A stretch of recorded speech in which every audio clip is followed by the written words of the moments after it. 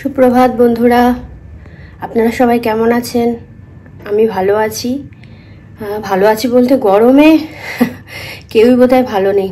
সকাল মানে 5টা-6টা থেকে মানে সূর্য যেন বেরোবার জন্য একদম রেডি হয়ে থাকে, কতক্ষণে বেরোবে। মোটামুটি আমার কাজকর্ম তো স্টার্ট হয়ে গেছে, কারণ 6:30 নাগাদ উঠেছি।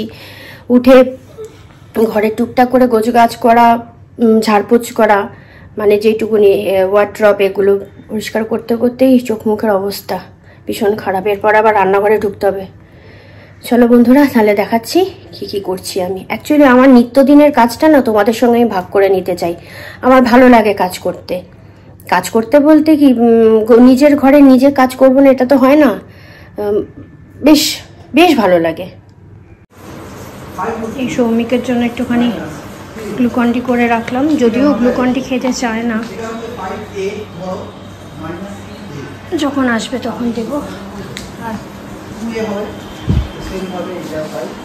আর স্যারকে আর ইকনকেও দিয়েছি।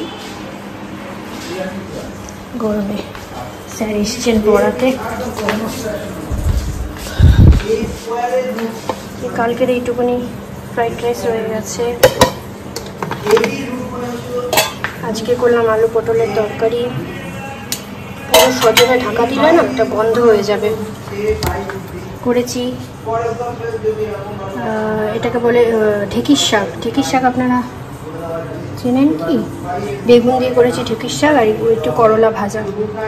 আর এইদিকে কালকে চিকেন ছিল, এই চিকেনটাকে গরম করে রাখলাম। আর মাছ করব, এই যে মাছ করবো। মাছ এখনো করা হয়নি, এই হচ্ছে ব্যাপার, করে নি। তরমুজ দিলাম স্যারকে তরমুজ দিলাম। মাছের ঝোল আমার হয়ে গেছে। মাছের ঝোল, এই যে টমেটো দেখছো না, এটা আমার গাছে কাঁচা টমেটো, মানে ছাদে গাছ বসিয়েছিলাম সেইটা কাঁচা টমেটো। এই হয়েছে মাছের ঝোল। এই মাছের ঝোল করা হয়েছে।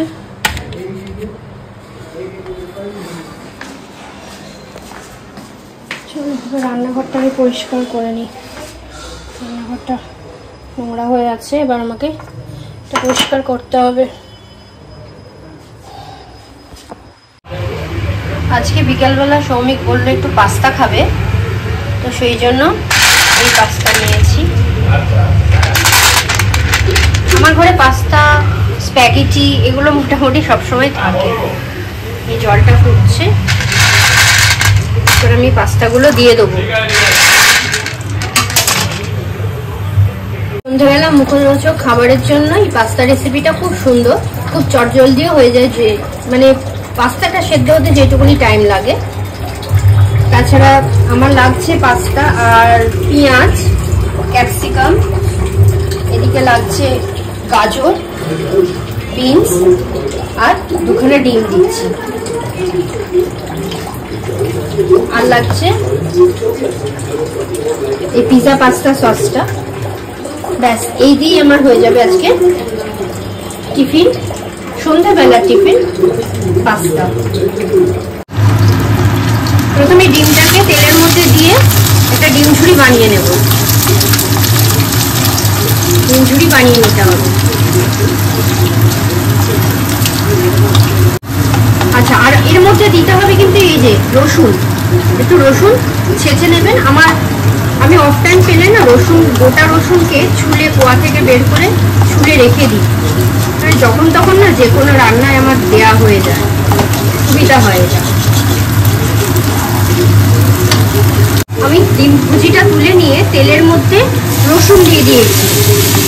রসুন দিয়ে একটু নেড়ে তারপরে দিয়ে দেবো গাজর আর বিনস। গাজর আর বিনস একসঙ্গে দিয়ে দেবো, কারণ এটা একটু ভাজা হতে একটু টাইম লাগে, তাই গাজর আর বিনস দিয়ে দিলাম। এর আগের দিনেও আমি একটা ক্রিমি পাস্তার রেসিপি শিখিয়েছিলাম, ওটা আপনারা কে কে করে খেয়েছেন। কমেন্টে জানাবেন।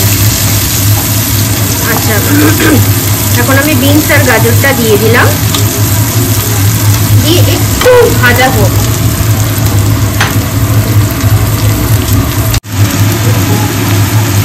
এইবার আমি ডিমটা অ্যাড করে দিয়েছি।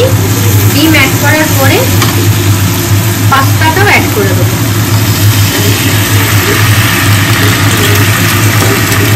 পাস্তাটাও অ্যাড করে দিলাম।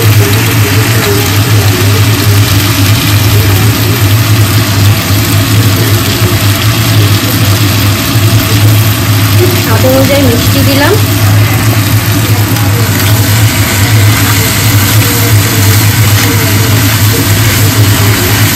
হাই ফ্লেমে এবার এটাকে নাড়াচাড়া করতে হবে। আর কিচ্ছু দেওয়ার নেই, শুধু পাস্তা সসটা দেব।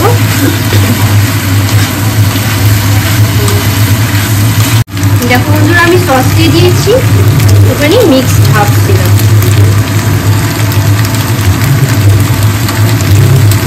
ব্যাস, আর কিচ্ছু দেব না। এটা ভালো করে মিশিয়ে নেব। মিশিয়ে নিলেই আমার পাস্তা রেডি। খুব তাড়াতাড়ি হয়ে যায়, সন্ধ্যেবেলা সকালবেলাও যদি কেউ খেতে চায় খেতে পারে। আমার রেডি পাস্তা। দেখো তো বন্ধুরা কেমন হয়েছে দেখতে।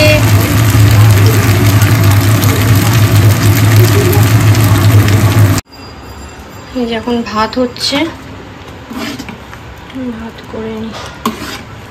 চালটা তাড়াতাড়ি ফুটেও যায়, এই জন্য সুবিধা। ভাত করা হয়ে গেছে।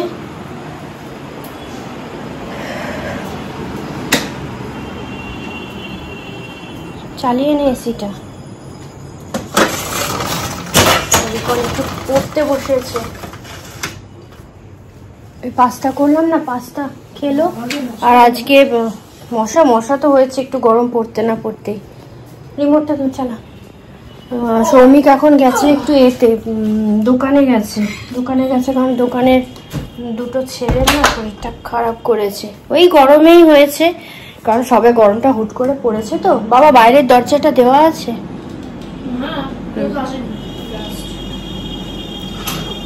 ওই জন্য দোকানে গেছে, নাহলে দোকানে এখন দুজন। আর বৌদি ছুটি নিয়েছে। তিনজনের কি দোকানে অ্যাবসেন্ট আছে এখন, ওই জন্য সৌমিককে যেতে হয়েছে। ও বললো না হলে ওরা দুজন পেরে উঠবে না।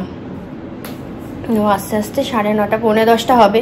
আর আজকে ভাত করলাম, কারণ ভাত খাবে বললো। অন্য দিন রুটি খায়, কিন্তু আজকে বললো ভাত খাবে, ওই জন্য। এই হচ্ছে ব্যাপার। আর গরমটা কিন্তু আজকেও সেম রয়েছে। আমি কিন্তু এই গরমকালে সারাক্ষণ গরমই বলে যাবো, কারণ আমার একদম গরম সহ্য হয় না। ঠান্ডায় মানে গরম কি বলতো, ঘাম হয় তো, ঘাম হয়ে না আমার এনার্জিটা লস হয়ে যায়। আর শীতকালে আমাকে যত কাজ দেবে আমার একটু কি জানি আমার কষ্টই হয় না, একদম নর্মালি লাগে। ওই গরমকালে কিন্তু আমি প্রতিটা ভিডিওতে গরম বলেই যাব। তোমাদের হয়তো শুনতে বিরক্ত লাগবে, কিন্তু সবারই হয়তো গরম লাগছে। কার কার গরম ভালো লাগে এরকম মানুষ তো আমি বোধহয় জানি না। গরম কারোর ভালো লাগে নাকি? তোর গরম ভালো লাগে? হ্যাঁ, মোটামুটি লাগে। আমার শুয়ে যায়, অভ্যাস হয়ে যায়। আসলে কিছু করার নেই, ওরা যাচ্ছে স্কুলে, বাইরে বেরোতে, টিউশন যেতে হচ্ছে। আর আমি তো সারাক্ষণ ঘরের মধ্যেই কাজকর্ম করছি। ওদের তো গরমটা সহ্য করতে হবে, কিচ্ছু করার নেই। এই দেখো অঙ্ক করতে বসেছে স্যার, অঙ্ক দিয়েছে ফিজিক্স পড়বে। এরপর ছেলের পড়াশোনা একদম স্টার্ট হয়ে গেল। মানে এতদিন ছুটিটা গেল বুঝতেই পারলাম না আমরা। ডেটটা কত? 1 এপ্রিল ফুল।